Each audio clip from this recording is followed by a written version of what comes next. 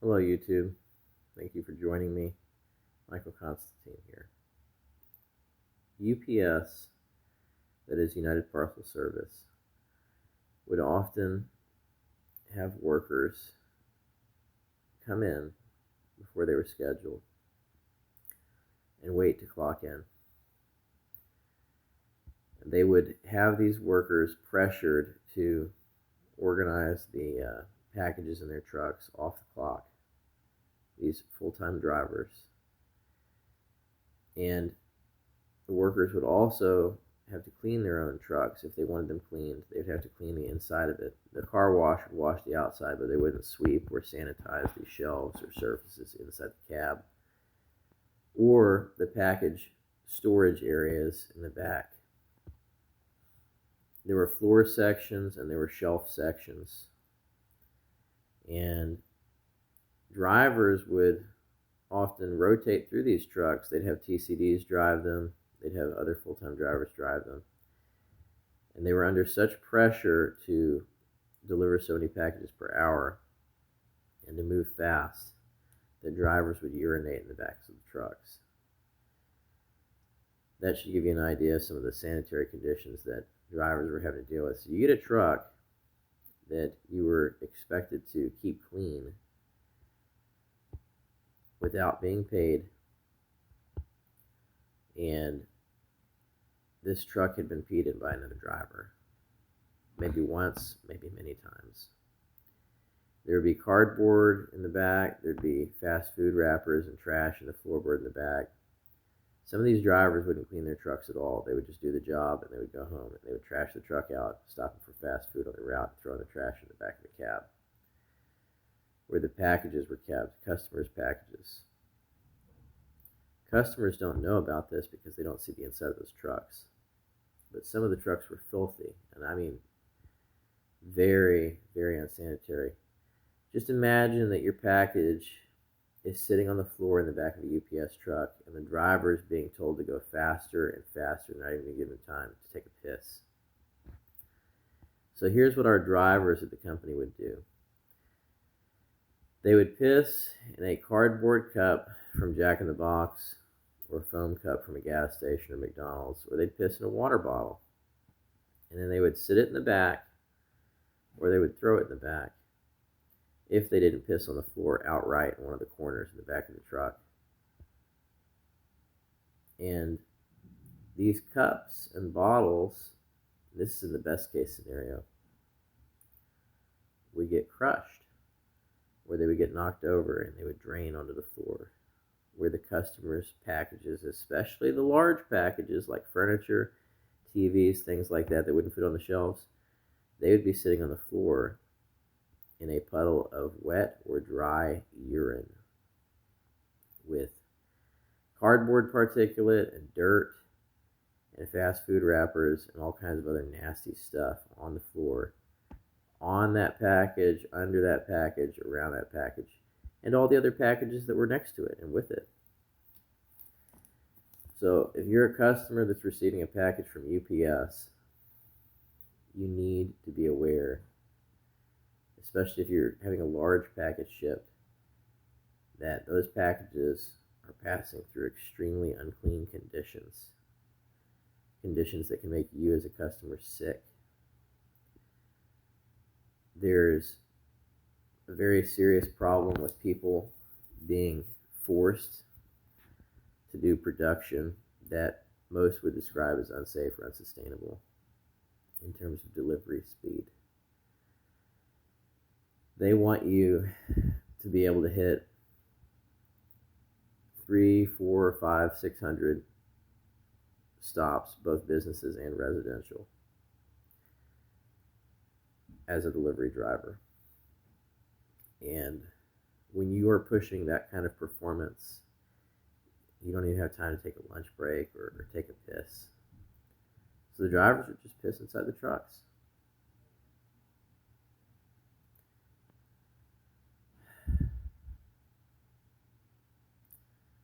UPS doesn't care about worker safety, and they don't care about your safety as a customer.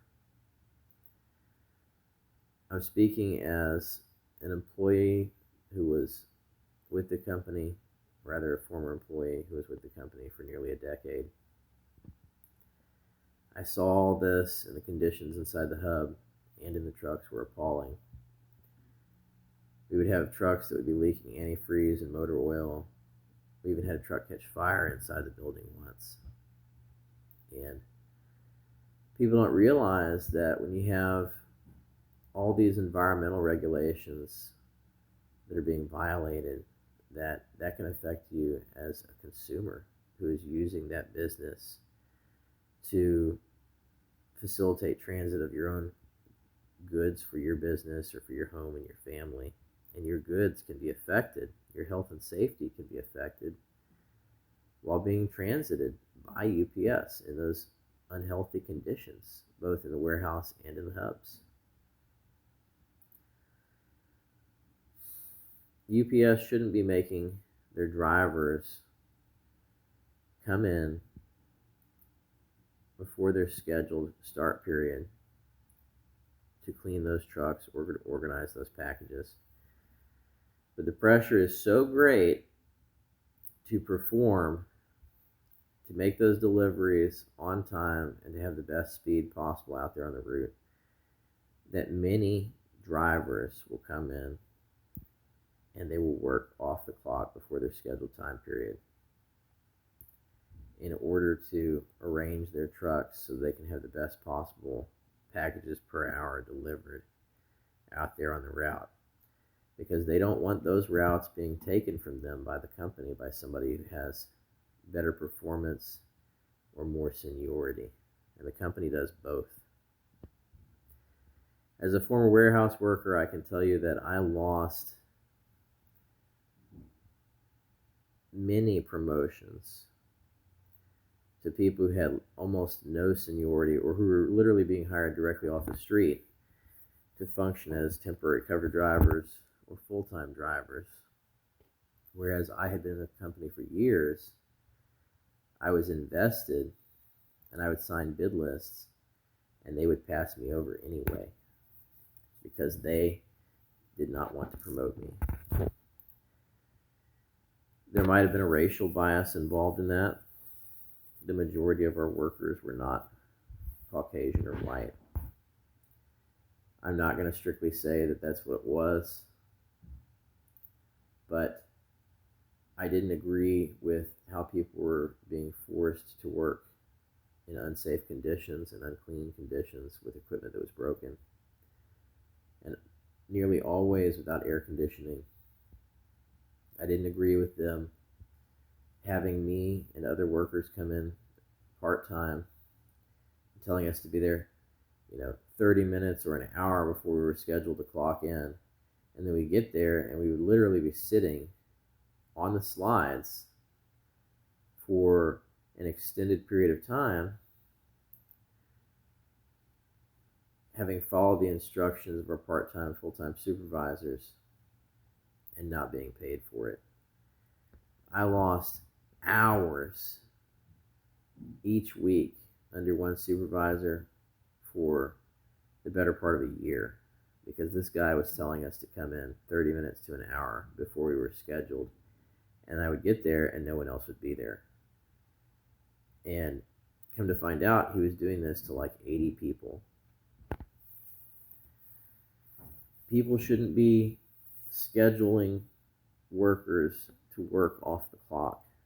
And that is what UPS was doing to me and to my spouse and to many other part-time workers. And every day there are drivers who come into work, and there are still part-time package handlers at hubs across the country in the United States that come into work, and they are being told to come in before their paid start time, and they're working off the clock because UPS is engaging in a dishonest scheduling practice. It's illegal, and what they count on is that most of their workers are going to be too poor or too ignorant to get access to legal representation to sue the company and to make sure that it doesn't happen again to them or other workers going forward.